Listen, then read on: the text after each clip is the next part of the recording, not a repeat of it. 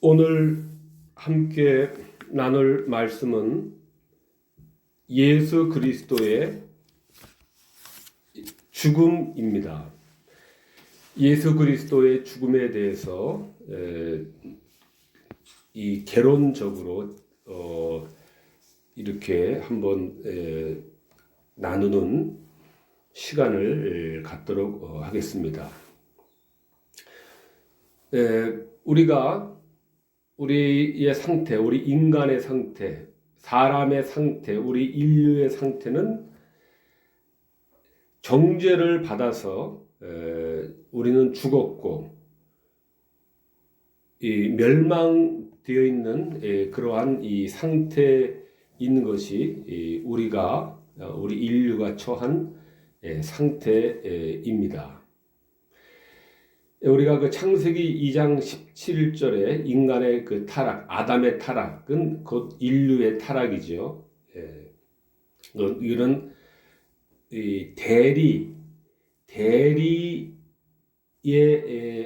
우리의 대리자로서 이제 위치해 있기 때문에 그런 것입니다. 다른 말로 하면 대표, 인류의 대표로서 자리에 있었기 때문에 그런 것이죠.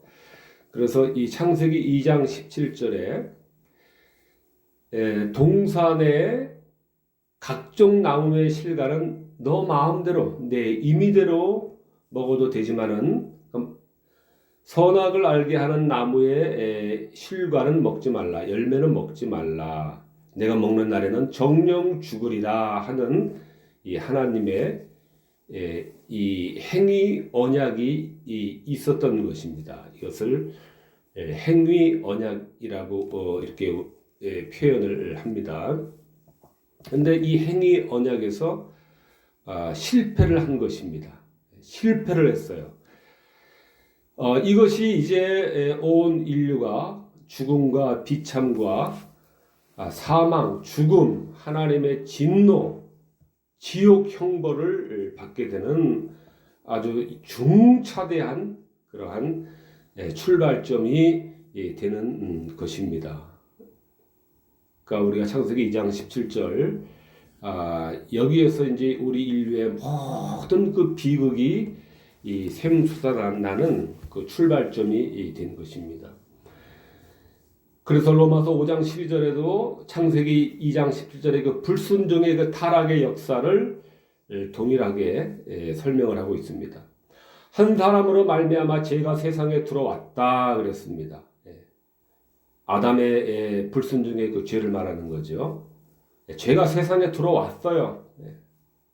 이미 물이 엎질러진 것이죠. 초래가 된 것입니다.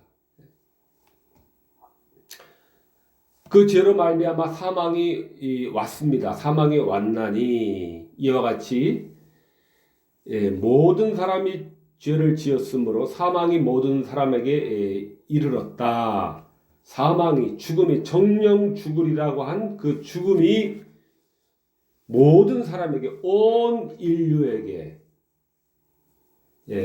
이렇게 드리워져 있는 것이 오늘날 우리 인류의 상태입니다. 오늘 인류의 상태예요. 성경은 이 상태를 하나님과 원수가 되었다 라고 말합니다. 또 저주 아래 있다. 우리가 하나님의 저주를 받은 상황에 놓여 있다. 이렇게 이야기를 하고 있습니다. 하나님과 원수가 되고 이 저주가 되고 이 형벌을 받고 있고 영원한 죽음의 상태에 있고 하나님의 진노 아래에 있는 것입니다.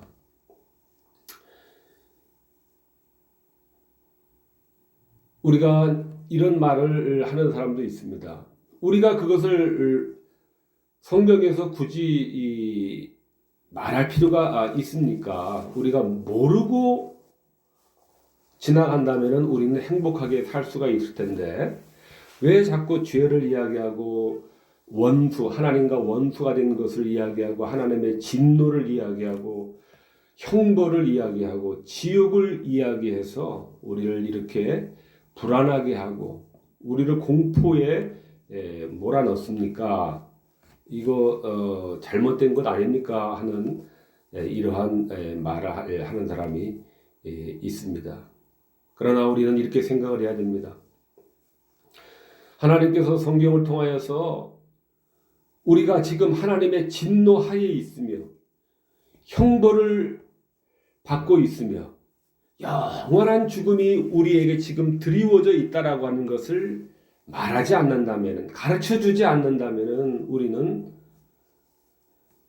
우리가 얼마나 비참한 상태에 있는 줄을 우리가 깨닫지 못하기 때문에 우리는 그 구원의 길에서 구원에 관심을 두지 않고 우리의 구원에 대해서 소홀히 함으로 더 소홀하게 되므로 우리는 진정으로 정령 멸망에서 영원히 헤어나올 수 없는 그러한 비참함의 나락으로 떨어지기 때문에 바로 당장은 우리가 공포스럽고 듣기 싫은 말 같지만은 그러나 그것은 우리를 부르시는 이 하나님의 지혜인 것입니다.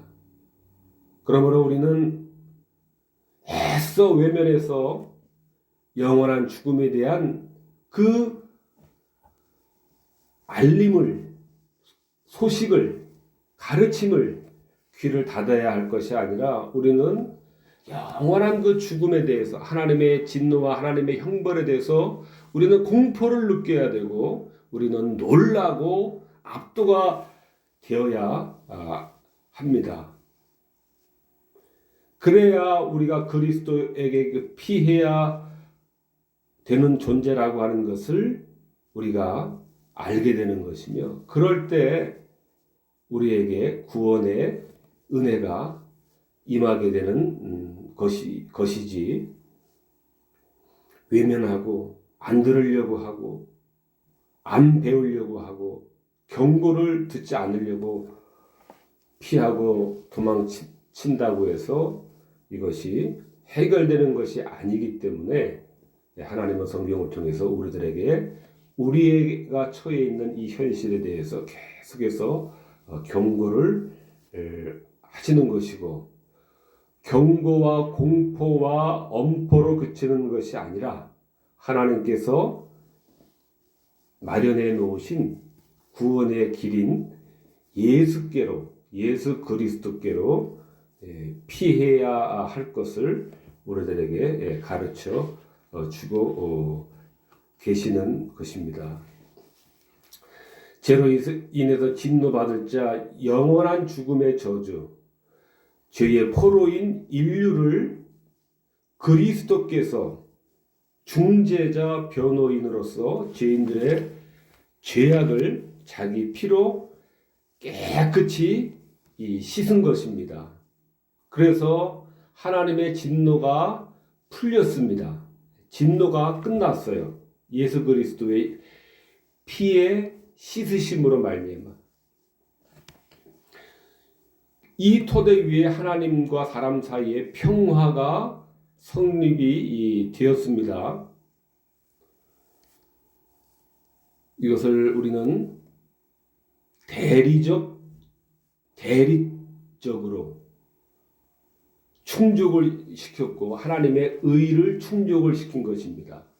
대리적으로 다른 말로 하면은 나 대신 우리 대신 하나님께 보상을 드린 것입니다. 그리스도께서 대신 속죄를 드리신 것입니다.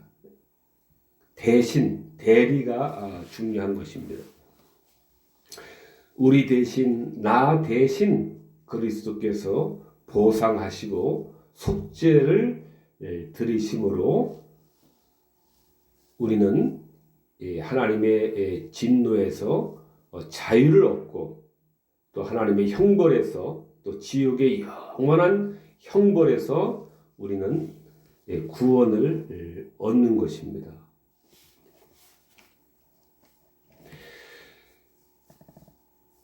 완전한 의이세요. 하나님은 완전한 의입니다. 그래서 하나님은 불의를 사랑하실 수가 없습니다.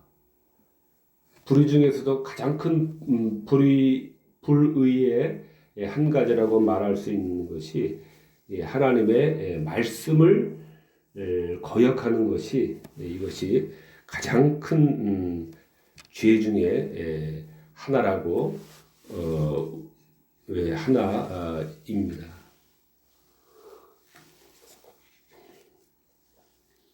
그러나 우리가 불의를 저질렀습니다. 그것도 보통 불의가 아니라 온 우주 만물의 주인이 되신 가장 지극히 높으신 그 하나님의 그 영광과 어미를 손상을 시키는 그러한 이 죄를 불순종의 죄를 진 것입니다. 우리도 내 말을 안 듣는 자녀들이라든가 내 수하에 있는 사람이 내 말에 대해서 경청하는 태도를 보이지 않고 반항적인 태도를 보이면 상당히 불쾌합니다. 집에 와서도 불쾌하고 아침에 출근할 때도 불쾌하고 일할 때도 낮에 일할 때도 계속해서 불쾌합니다. 자기 존재를 무시받았다는 그러한 이 생각 때문에 괴롭습니다. 이만큼 불순종한다라고 하는 것은 이것은 우리 이 인간 사회에 있어서도 참 억누를 수 없는 그러한 그 분노를 유발하는 이 잘못이 아닐 수가 없는데, 하물며 온 천지 만물 또 끝없는 그 우주를 창조하신 그 어미로우시고 크신 그 하나님의 이 말씀을 거역했다라는 것은, 듣지 않았다는 것은, 배반했다라고 하는 것은 이것은 죄 중에서도 가장 이 큰 죄가 아닐 수가 없습니다. 하나님은 완전한 의이신데 이와 같이 불의도 보통 불의가 아닌 하나님을 거역하는 이 불의를 지은 이 인간을, 그럼에도 불구하고 하나님은 사랑하신다라고 하는 것입니다. 그럼에도 불구하고 사랑하신다라고 하는 것입니다. 완전한 의이시기 때문에 불의는 절대로 용서하실 수 없음에도 하나님이 우리를 사랑하신다라고 하는 것은, 우리가 설명할 수 있는 길은 우리가 그의 피조물이라고 하는 그 한 가지 이 원인이 있습니다. 거기에 한 가지 원인이 있습니다. 자신이 만드신 피조물이기 때문에 결단코 용서할 수 없는 하나님의 속성에 반하는 그러한 죄와 불의를 저질렀지만은, 하나님은 자신이 만드신 그 피조물에 대한 그 사랑을 거두시지는 않는다라고 하는 것입니다. 이것은 어거스틴의 견해이기도 합니다. 자신이 만드신 피조물이기 때문에.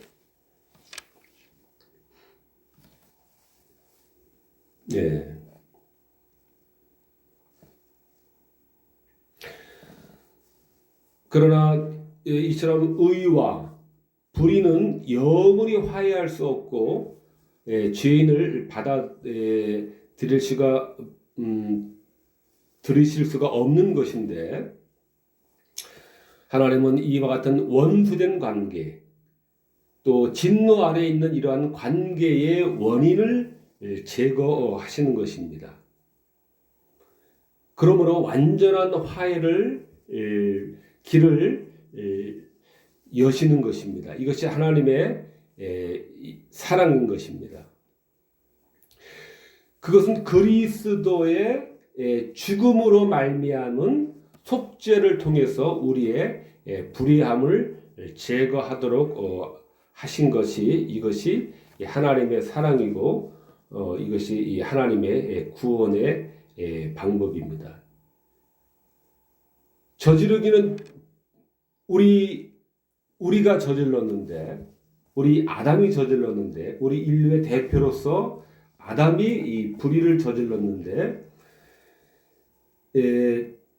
그 죄의 값을 담당하시는 것은 우리를 대신해서 하나님의 독생자, 영원 전에 하나님과 함께 영화를 누리셨던, 태초부터 하나님과 함께 계셨던 그 자신의 독생자를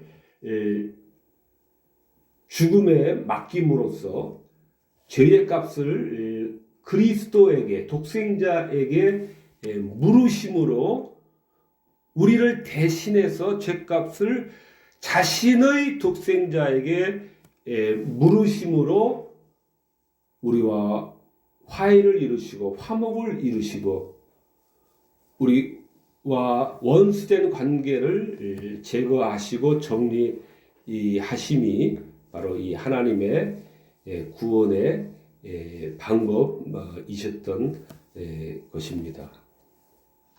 이와 같이 속죄는 하나님의 사랑에서 유래합니다. 하나님의 사랑에서 유래합니다.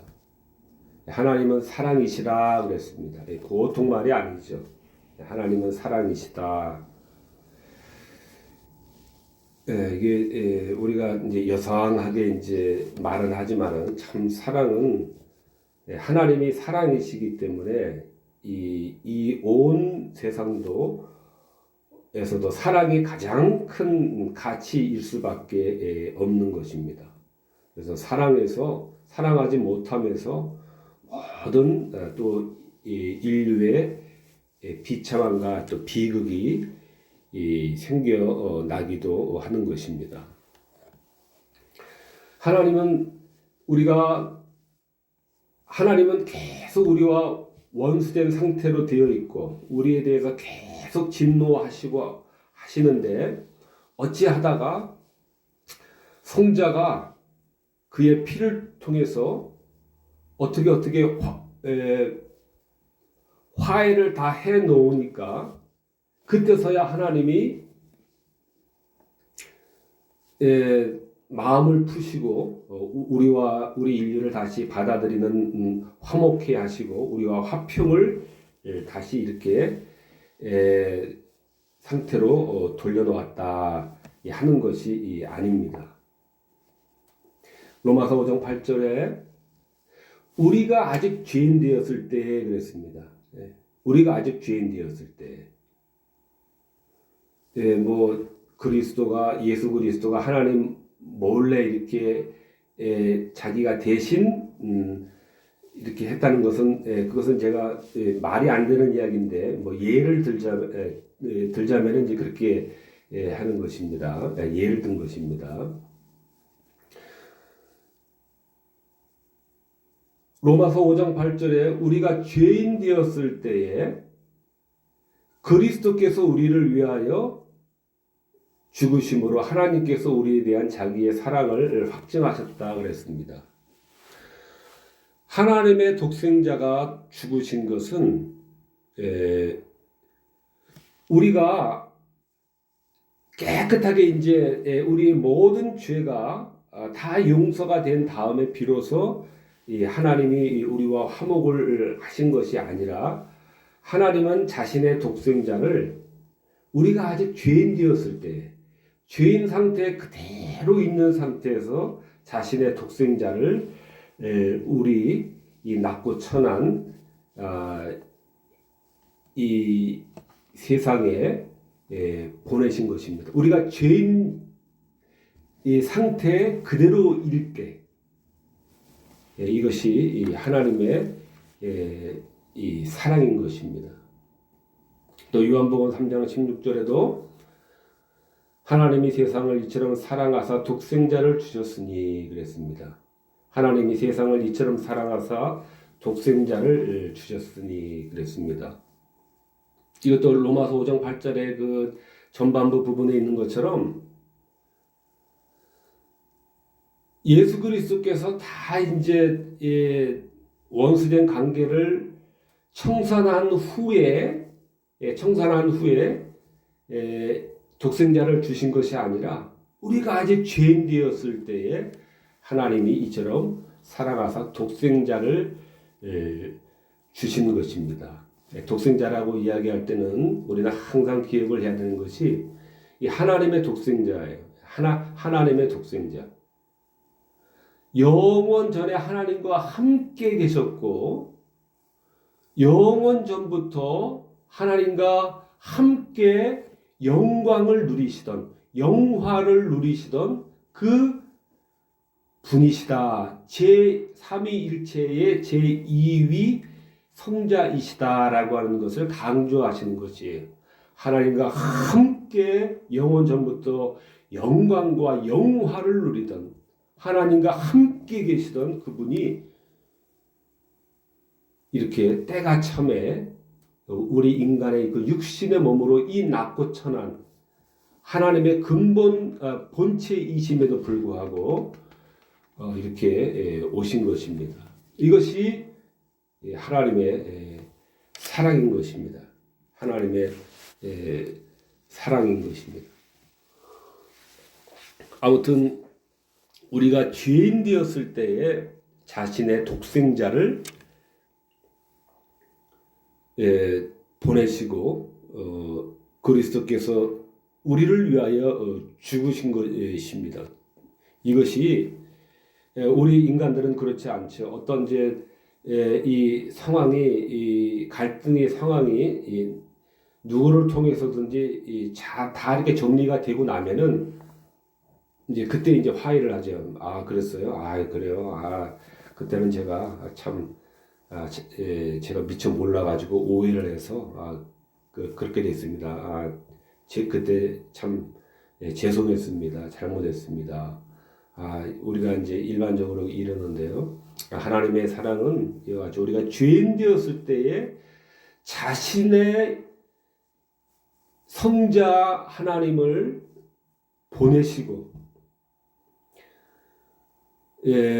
마침내 그에게 죄값을 물으심으로 우리를 구원하시는 것으로서 이렇게 우리를 사랑을 하시는 것입니다.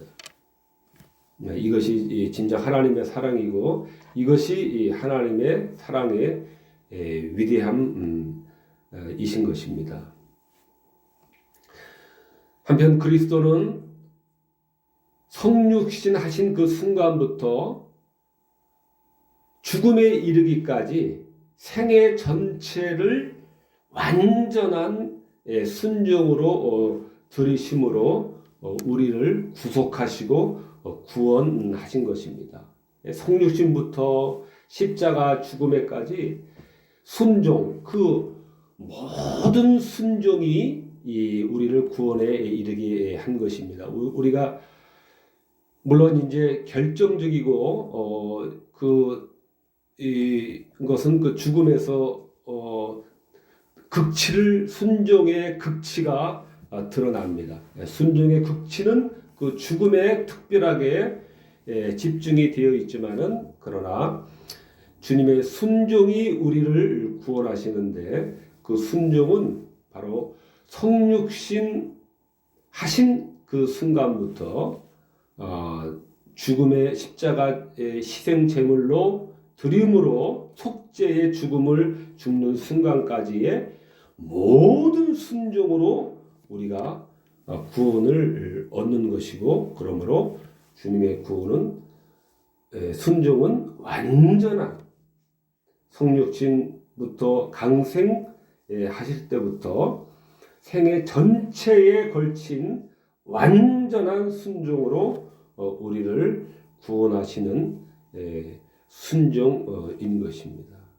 그렇기 때문에 주님의 구원하심은 완전하고 완벽하고 영원한 구원인 것입니다. 로마서 5장 19절에 한 사람의 순종치 아니함으로 많은 사람이 죄인 된 것 같이 한 사람의 순종하심으로 의인이 되느니라 그랬습니다.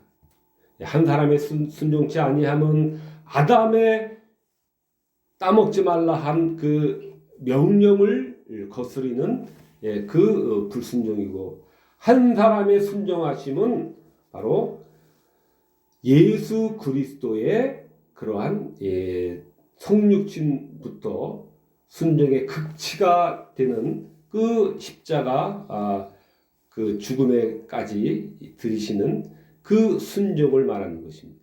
한 사람의 순종하심으로 의인이 되느니라. 우리는 의인이 되느니라. 의인이 됩니다. 그렇게 해서 의인이 되는 것입니다. 한 사람의 순종하심. 내가 순종한 것이 아닙니다. 예수 그리스도께서 대신 예수 그리스도의 대리적인 그 순종을 하나님은 그것을 나에게, 우리에게 내 것으로 전가시켜 줌으로써 우리를 의인되게 함으로 진노에서 풀려나고 지옥 형벌에서 풀려나게 하시는 것입니다.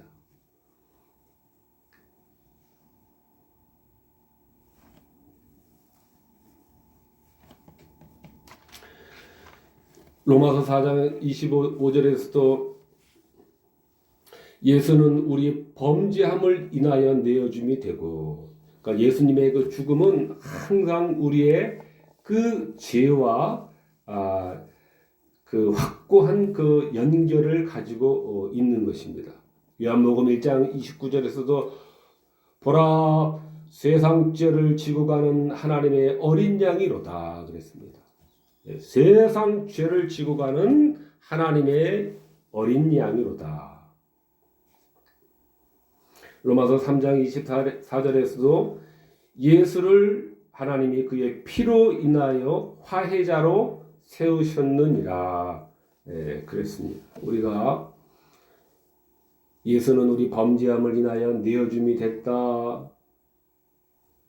세상 죄를 지고 가는 하나님의 어린 양이시다. 죄의 문제를 해결하는 창세기 2장 아담의 그 불순종의 죄로 하나님의 불순종함으로 하나님을 거스린 그 말할 수 없는 그 죄를 저지른 바로 그 죄를 없이 하시기 위해서 자신의 죄도 아닌데 자신의 것으로서 우리 모두에게서 회수를 해서 자신의 어깨에 짊어지고 가시는 세상 죄를 지고 가는 하나님의 어린 양이신 것입니다. 우리가 이것을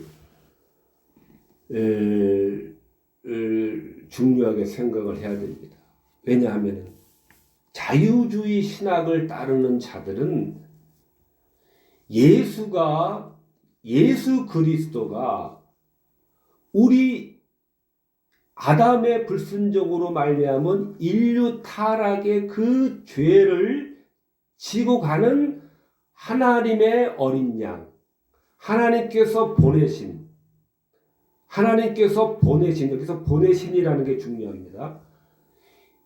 하나님께서 보내신 어린 양이 아니다라고 그렇게 가르치고 해석을 합니다. 자유주의 신학자들은요. 예수 그리스도의 그 죽음과 우리 인류의 그 죄를 지는 것하고는 상관이 없는 것이다. 그들은 이렇게 주장을 하고 가르칩니다. 이것이 문제예요. 이것이 지금 뭐 유럽 교회가 뭐 이제 몰락한 지가 뭐 참 오래됐죠. 유럽 교회가 몰락한 지가 많은 시간이 이제 흘렀습니다. 그 유럽에는 독일이라든가 영국이라든가 이런 곳에서 그 자유주의 그 신학이 아주 그 맹위를 떨치고 있습니다. 그들의 가르침이 이런 것이 다 그들의 가르침이에요. 그들이 그렇게 신학자들이 그러한 신학을 주창을 하니까 신학자들의 신학은 이제 그게 그런 신학은 널리 또 이제 그 전파가 되게 돼 있습니다. 그러니까 우수한 그러한 두뇌의 소유자들이 그렇게 가르치니까 그분들이 뭐 그 좋은 머리 가지고 어련히 잘 연구해서 가르치는 거겠지. 그 사람들이 연구한 대로 연구한 게 맞겠지 하고, 또 교회 설교자들도 또 그들의 이론을 또 열심히 또 받아들여서 또 이제 그렇게 가르친 결과, 그들의 그렇게 가르친 결과,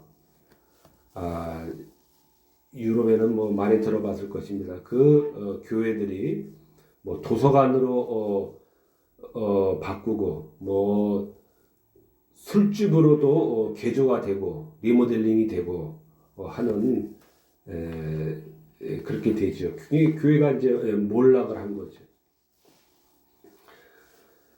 그래서 우리 바른 정통 신학은 세상죄를 지고 가는 하나님의 어린 양 그리스도가 십자가의 죽음은 우리 인류 타락의 그 불순종의 죄의 해결하는 대속의 그 죽음이다. 우리는 이렇게 바르게 믿는데 그들은 그것을 믿지 않는다라고 하는 것입니다.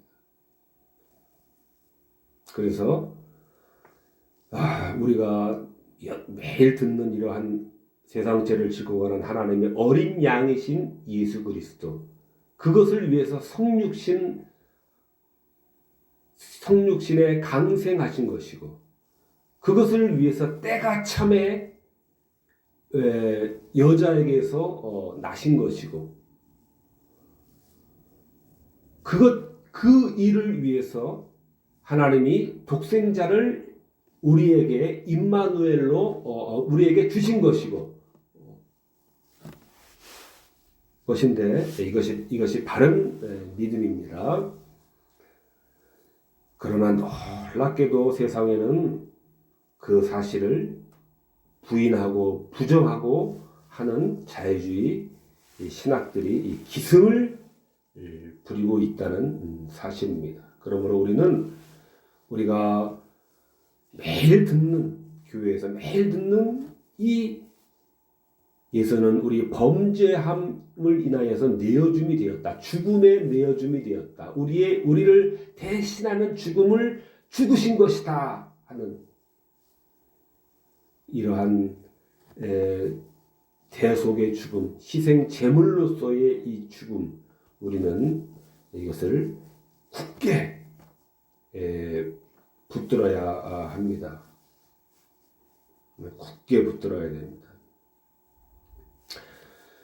그리스도라고 하는 것은 기름 부음 받은 자라는 뜻입니다. 그리스도는 기름 부음 받은 자입니다. 그러면은 기름 부음을 받았다라고 하는 것은 또 무슨 한 번 더 나아가야 됩니다. 그것은 하나님이 그를 택하셨다라는 말입니다. 하나님이 그를 부르셨다는 말입니다. 하나님이 그를 중보자로, 구원자로 세우셨다라고 하는 말씀입니다. 우리가 이것을 잊지 말아야 돼요. 기름 부음 받은 자야, 기름 부음 받은 자야. 성경에서 이렇게 삼중직, 선지자, 제사장, 왕은 항상 그 직분에 이 등급될 때, 그 자리에 세워질 때 기름을 부었는데, 그 기름 부음은 바로 본래적으로는 하나님이 그를 택하신 것이다. 하나님이 그를 세우신 것이다. 하나님이 그를 그 자리에 부르신 것이라고 하는 이 정통성을 말하는 것이고, 그러므로 그는 하나님의 뜻을 따르는 그러한 그 직분을 행사를 해야 된다라고 하는 그 뜻이 들어 있는 것이고, 그 구약의 그러한 선지자라든가 제사장이라든가 그 왕직은 사실은 그리스도에게서 그것이 완전하게 완성이 되는 것입니다. 예수 그리스도께서 완전한 선지자와 완전한 제사장과 완전한 왕으로서 우리를, 왕은 하나님 보좌 우편에서 우리를 현재 다스리고 있는 것이고, 완전한 제사장으로서 십자가에서 완전한 희생 제사를 드림으로 하나님과의 완전한 화해를 이루신 것이고, 하나님 품속에 함께 계셨던 그 예수 그리스도께서 우리들에게 하나님에 대해서 하나님을 선지자로서 완전하게 나타내 보여주셨던 것입니다. 아무튼 기름 부음 받은 자라고 하는 것은 하나님의 공인 받았다는 거예요. 하나님의 부르심과 세우심과 택하심을 받았다라고 하는 것이에요. 그것이 시편이라든가 이사야서라든가 마태복음에 바로 그 예수 그리스도를 지명해서 그에게 예수 그리스도께 바로 이 공인된 하나님의 음성을 들려주고 계시는 것입니다. 시편 2편 7절에 여호와께서 이르시되 너는 내 아들이라 오늘날 내가 너를 낳았도다. 이것이 궁극적으로는 예수 그리스도께 해당하는 그러한 말씀입니다. 궁극적으로 여호와께서 내게 이르시되 너는 내 아들이라 오늘날 내가 너를 낳았도다. 이사야 42장 1절에도 내가 붙드는 나의 종, 내 마음에 기뻐하는 나의 택한 사람을 보라 그랬습니다. 내가 나의 신을 그에게 주었은즉, 내가 붙드는 나의 종입니다.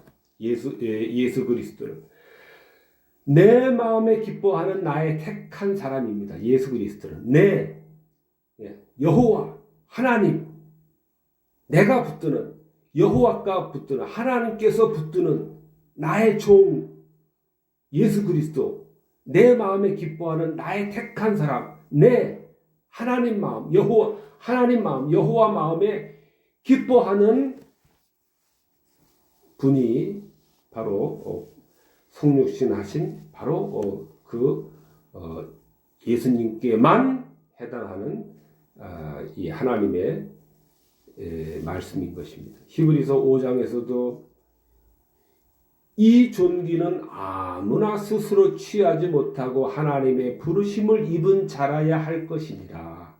그리스도, 기름 부음을 받은 자라고 하는 예수 그리스도께, 예수께만 해당하는 이 그리스도의 직분, 기름 부음을 받은, 즉 하나님의 택함과 하나님의 부르심과 하나님으로부터의 세우심을 받은 그 직분은, 그 존귀는 아무나 스스로 취하지 못하고 하나님의 부르심을 입은 자만이 취할 수 있는 존귀라고 하는 것입니다. 마태복음 3장에서도 하늘로서 소리가 있어 말씀하시되 이는 내 사랑하는 아들이요 기뻐하는 자라 하시니라. 이는 내 사랑하는 아들이요 기뻐하는 자라 하시니라. 이것이 바로 예수 그리스도께만 이 해당하는 말씀이므로, 이건 구원의 유일성이죠. 천하 인간의 그러므로 구원을 얻을 만한 이름을 주신 일이 없는 것이에요. 왜? 이러한 하나님의 기름 부음이 없기 때문에 너는 내 아들이라고 하는, 내가 너를 기뻐한다라고 하는, 내가 하나님이 붙드는 종들이 아니기 때문에. 제가 학교에 다닐 때는 모르겠어요.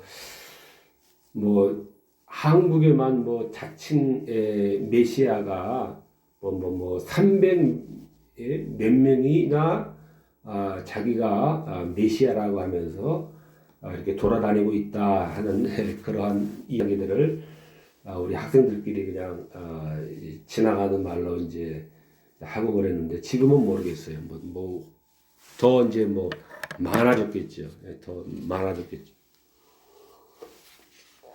눈에 안 띄게 암약하는 사람도 있고, 큰 규모를 가지고 그냥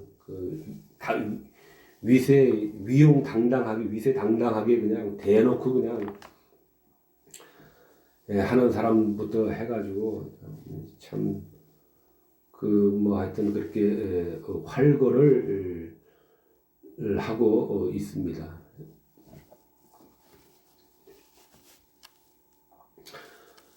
아무튼 이 그리스도의 이러한 기름 부으심입니다.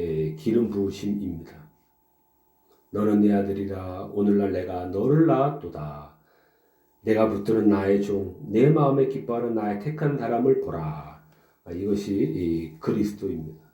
이 존귀는 아무나 스스로 취하지 못하고 하나님의 부르심을 입은 자라야 할 것이니라. 이것이 그리스도의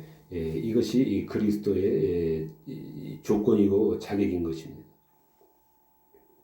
하늘로서 소리가 있어 말씀하시되 내 사랑하는 아들이여 기뻐하는 자라.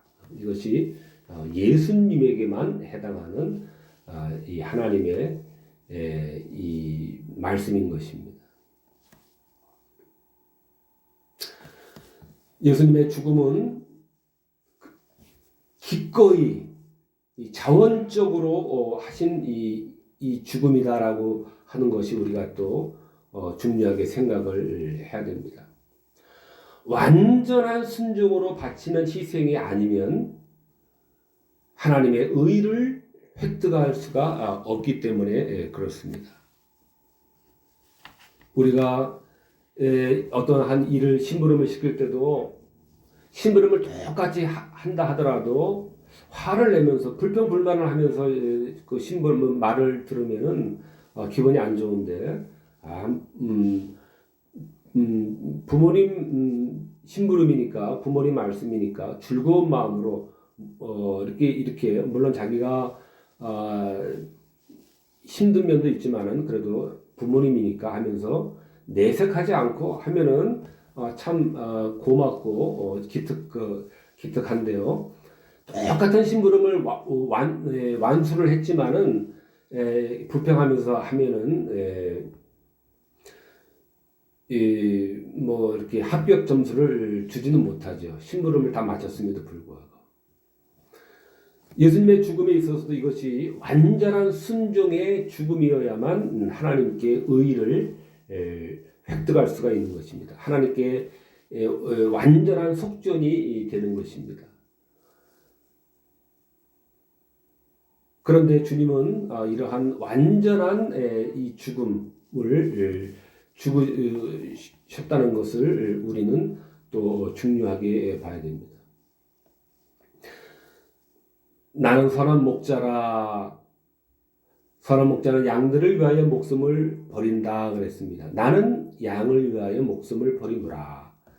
이것이 주님의 죽음은 억지의 죽음이 아니라 이것은 완전한 순종하에서 이 죽으신 죽음이므로 하나님의 의를 획득하기에 전혀 문제가 없는 완전한 죽음임을 설명하고 있는 그러한 말씀입니다.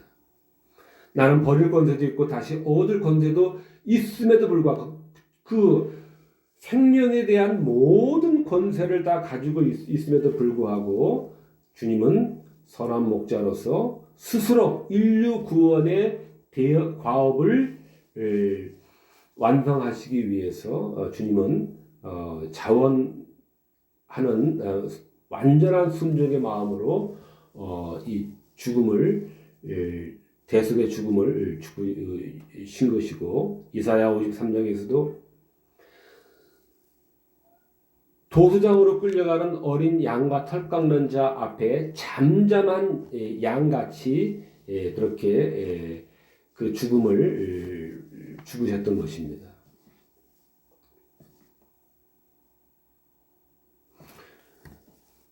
히브리서 10장 17절에도 두루마리 책에 나를 가리켜 기록한 것 같이 하나님의 뜻을 행하러 왔나이다.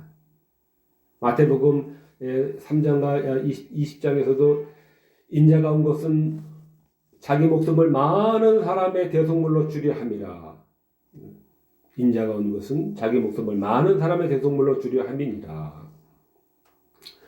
요한복음 4장에도 나의 양식은 나를 보내신 이의 뜻을 행하며 온전히 이루는 이것이니 내가 하늘로서 내려온 것은 나를 보내신 이의 뜻을 행하려 함이니라. 시편 40편 8절에도 내가 주의 뜻 행하기를 즐기오니 주의 법이 나의 심중에 있나이다. 주님은 이와 같이 여러 가지 그 사명을 띠고서 온 것이 아니라 바로 이와 같이 자기 목숨을 인류 구원을 위한 대속물로 주시기 위해서, 우리를 대신하는 그 대속의 죽음을 죽으시기 위해서, 그 하나님의 뜻을 행하시기 위해서, 하나님의 뜻을 행하시기 위해서 인류를 구원하시겠다라고 하는 불의한 죄를 하나님에게 말할 수 없는, 하나님을 거스리는 하나님의 명령을 불순종하는 그러한 엄청난 죄악을 저질렀지만은, 그럼에도 불구하고 우리는 범죄한 인류이지만은 절대적으로 의로우신 하나님께서 그럼에도 불구하고 우리는 하나님의 피조물이므로 하나님은 우리를 사랑하신 것입니다. 그래서 주님은 바로 이 가장 중요한 이 한 가지 목적을 위해서 오셨고, 내가 주의 뜻 행하기를 즐기오니 주의 법이 나의 심중에 있나이다. 모든 것이 주님의 모든 것이 바로 인류를 자기 목숨을 많은 사람의 대속물로 주시려고 하시는 이 하나, 가장 중심적인 이 하나를 결코 소외됨이 없이 이것으로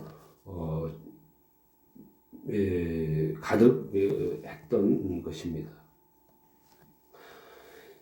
바로 이와 같이 우리 구원의 생명의 실체가 그러므로 그리스도의 죽음에 있는 것입니다.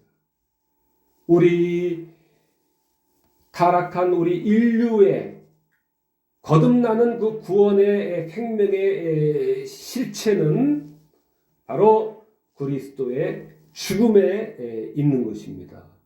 그러나 말씀드린 바와 같이 자유주의 신학자들은 그리스도의 이 대리의 우리 죄인을 대신한 이 죽음에 대해서 그들은 부정을 합니다. 관계없다라고 이렇게 그들은 말도 안 되는 가르침으로 교회를 황폐화시키고 있습니다. 교회를 황폐화시키고 있어요. 또 많은 사람들이 또 그 길로 들어서고 있습니다. 많은 사람이 들어서고 있어요. 문제가 아닐 수가 없습니다. 우리 구원 생명의 실체, 거듭나는 그러한 생명의 실체, 구원받은 생명의 실체는 바로 그 그리스도의 죽음에 있고 거기에 근거하고 있는 것입니다. 이와 같이 주님의 이러한 대속하는 죽음은 이거는 필연적인 것입니다. 이건 필연적인 것이에요. 우리가 청년부 때 주님이 꼭 죽으셔야만 됐는가 뭐 이런 문제를 가지고 뭐 이렇게 이야기하기도 하고 하는데요. 이것은 필연적인 필연성이다 그런 것입니다. 필연적이다 하는 것입니다. 영원전부터 하나님의 구속 경륜과 삼위 하나님의 구원 협약에 포함되어 있는 것이기 때문에 이 대속하는 그리스도의 죽음은 필연적인 것입니다. 시간이 많이 흘렀기 때문에 속성으로 좀 하겠습니다. 쭉쭉 읽기도 하겠습니다. 이와 같이 죄로부터 속죄가 그리스도의 중심 사역입니다. 자유주의자들은 그러나 이것을 주로 이제 부정하고 신비적 윤리적 해석을 해서 이 대속의 죽음이 그것이 아니고 그것이 중요한 것이 아니라 윤리적 도덕적 모범을 우리들에게 보이신 것이다. 이렇게 슐라이마를 출발로 해가지고 그들은 이렇게 가르칩니다. 그래서 그 그리스도의 대리적 보상적 죽음을 부정을 하고 윤리적 윤리 도덕 모범으로서 그것을 대체를 합니다. 그래서 제가 이런 사람들이 있습니다. 그리스도인인데 엄청 열심히 그 윤리와 도덕 관념을 가지고 엄청난 그러한 이 실행을 하는 사람들이 있는데 알고 보니까 자기가 구원을 얻기 위한 수단으로서의 그러한 윤리적인 열심, 도덕적인 열심, 모범적인 그런 그 열심을 이렇게 하고 있는 것입니다. 그래서 그리스도의 대리적, 대속적, 이 보상적인 이 죽음을 부정할 때에 이렇게 잘못된 신앙으로 빠져 나가기 때문에 우리는 그리스도의 대리적, 대신적, 이 보상적 이 죽음을 우리는 굳게 붙들어야 되는 것입니다.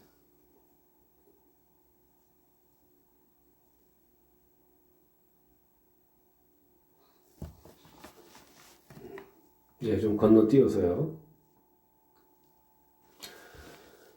한편 구약의 많은 인물들 모세, 다윗, 욥 선지자들은 이들은 고난을 많은 고난의 인물, 뭐 욥은 말할 것도 없고요. 뭐 선지자들도 고난을 받은 선지자들이 이 많은 조롱과 듣지 않고 오히려 핍박을 받고 또 모세도 또 많은 이 난관에 봉착했고 다윗도 마찬가지죠. 이루 말할 수 없는 이 고난에 받은 구약의 인물들입니다.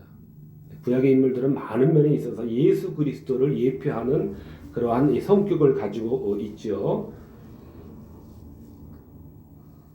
이 구약의 많은 인물들이 이와 같이 고난이 공통적인데 여기에도 의미가 있는 것은 하나님의 의는 오직 고난을 통해서만 얻어진다라고 하는 사실을 보여주는 것입니다. 이 고난의 극치와 이 완성이 바로 예수 그리스도의 그 십자가의 고난으로서 이것이 극치를 이루고 그러나 그 고난은 역설적으로 우리들에게 구원과 영생을 우리들에게 가져다 준 것입니다. 이것이 이 구약의 인물들이 이 고난을 받은 그 고난을 가르치는 바입니다. 예수 그리스도의 그 고난을 통한 죽음의 고난을 통한 인류의 그 구원을 암시하는 그러한 구약 위인들의 이 고난의 성격이다라고 하는 것입니다. 우리 모두의 바람은 고난 없는 삶입니다. 저부터도 그런 생각이 가득하죠. 많이 있습니다. 그러나 오늘 우리가 이런 말씀을 다시 한번 들으면서 이것이 이 고난의 신비입니다. 고난 없는 인생도 없고 신앙도 없다.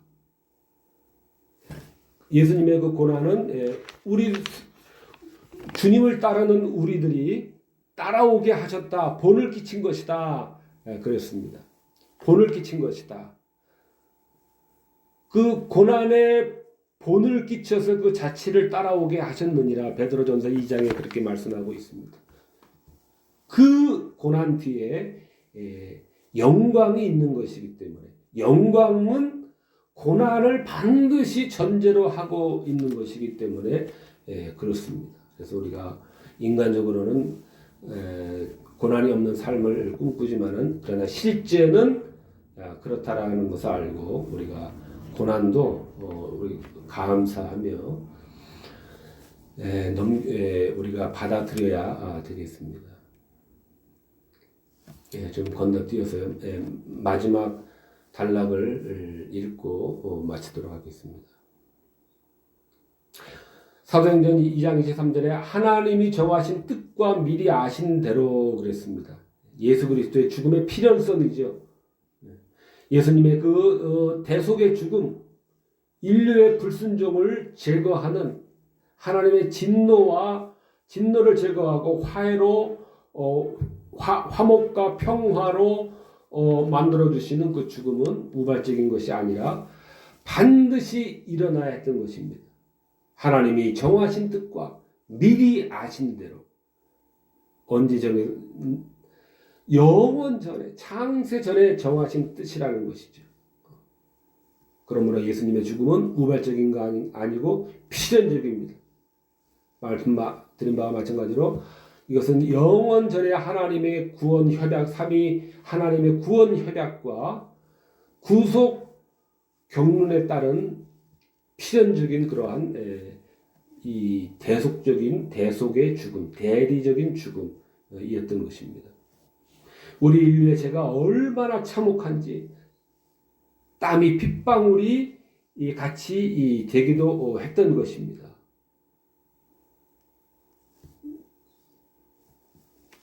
거기에서 우리는 이 십자가 앞에서 이 주님의 이 고뇌는 또 한편으로는 그 죄가, 우리가 처해 있던 그 죄가 얼마나 참혹한가를 거기서 우리가 또 봐야 하는 그러한 의미가 들어있기도 합니다. 할 수만 있거든 하는 그러한 이 외침을 외칠 정도의 그러한 이 참혹한 우리가 받았어야만 하는 그러한 이 불순종의 이 벌의 참혹함입니다.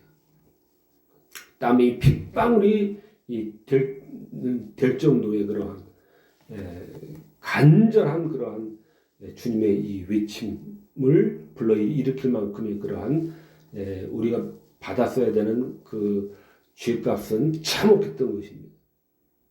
그러나 주님의 순종은 완전한 순종으로서 내가 이를 위하여 이때에 왔나이다 그랬습니다. 내가 이를 위하여 이때에 왔나이다. 성육신 하심으로 영원전에 하나님과 동일한 본체로서 함께 영광을 누리던 태초부터 하나님과 함께 계셨던 말씀께서 성육신의 순종부터 시작해서 십자가의 순종의 완전한 그 극치로서 드릴 때까지 단번에 완전하고 영원한 순종을 다 이루신 그러한 이 죽음이셨던 것입니다. 그러므로 하나님과의 모든 그러한 불화와 원수와 그 진노를 다 단번에 완전하고 영원한 구속을 완성을 하시고 다 이루신 것입니다. 그래서 지금은 하나님 우편에서 그 효력을 우리들에게 왕으로서 그리스도의 삼중직 중에서 왕의 직분으로서 하나님 우편에서 그 이루신 구원의 효력을 오늘 우리들에게 분배하심으로써 분배를 통해서 우리들을 통치하고 계신 것입니다. 기도하시겠습니다.